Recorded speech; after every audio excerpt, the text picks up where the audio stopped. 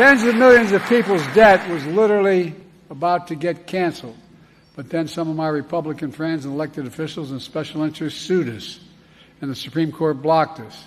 But that didn't stop us. No, I mean it sincerely. We continue to find alternatives past the reduced student debt payments. But we begin with the president himself tonight. Joe Biden, well, be frank, he's the single worst president in modern history. Anything that can go wrong has gone wrong, and yet he wants to be reelected. But he can't even run on any accomplishment. Think in your own mind, what has he done that you could say, Joe, you did a really good job here? Because I can't think of any.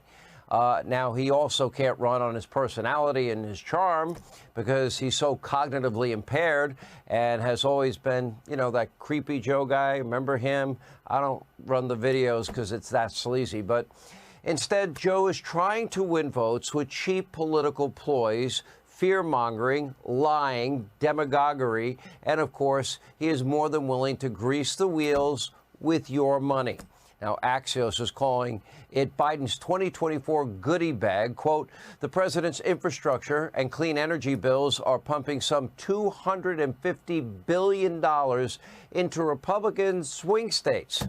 Now, the report says that the cash will, quote, give him a chance to win voters town by town, trip by trip. In other words, Joe looks like he's trying to buy votes with your money, all while dumping a massive amount of money into an economy already suffering from record-setting inflation, unprecedented debt and deficits.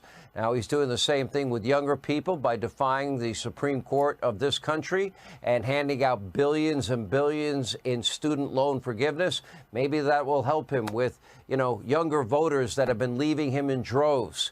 Now, Biden always has been and remains a shady career politician.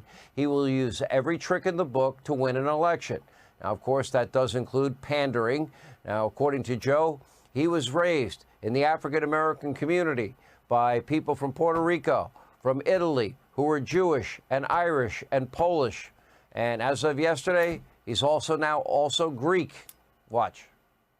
I think every Greek American in Delaware voted for me.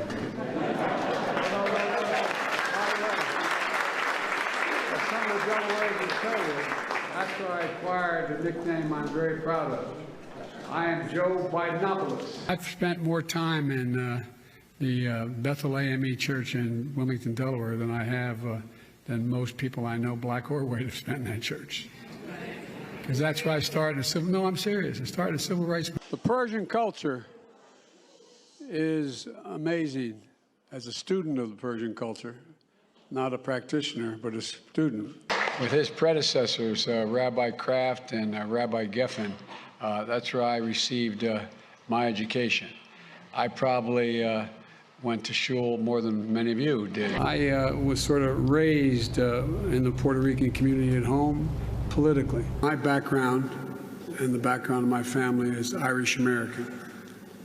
And we have a long history of not fundamentally unlike the Palestinian people. And he also once bragged that his state was a slave state.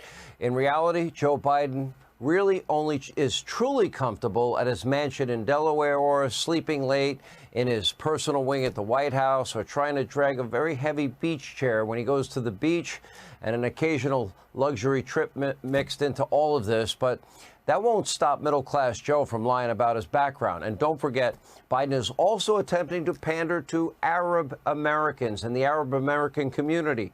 Why? He has turned his back on Israel. He's basically stabbed them in the back as they are fighting for their very survival after the worst terror attack in their history.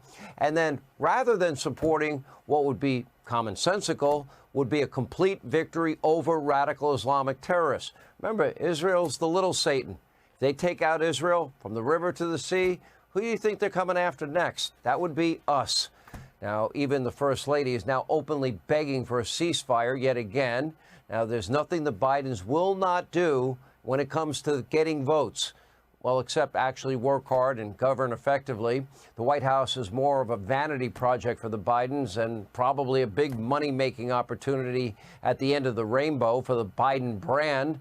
And meanwhile, his radical staffers, many from the Obama era, they are driving our country into the ground. This week, Victor Davis Hanson, who will join us in a moment, detailed, quote, 11 ways Biden and his handlers are hell-bent on destroying America. Number one, the Biden administration wiped out our 2,000-mile southern border. It effectively no longer exists. Number two, they ran up a $35 trillion debt. Another $1 trillion will be added every 100 days. Number three, they continuously appease America's enemies, including China and Iran, with subsidies and sanctions relief.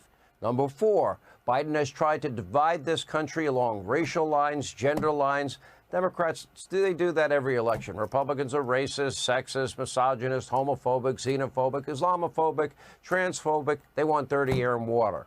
And this week, by the way, Kamala Harris falsely claimed that the NCAA women's tournament, they weren't allowed to have brackets until 2022, even though we now know that she and her husband filled out a bracket years prior to that. Number five, the Biden administration supported the insanity of defund, dismantle, reimagine, no bail, soft on crime policies. Number six, Democrats quoted emasculated the military with their woke policies. Number seven, Biden has tried to, quote, reinvent the justice system. Why? To indict, bankrupt, convict, jail, and eliminate their political opponents.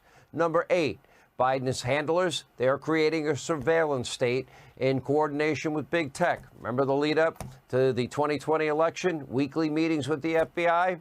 Number nine, Joe went to war with oil and gas, driving up gas prices, which drove up the price of every item you buy and every store you go to. But he did give Vladimir Putin a pass. He was allowed to build his gas pipelines.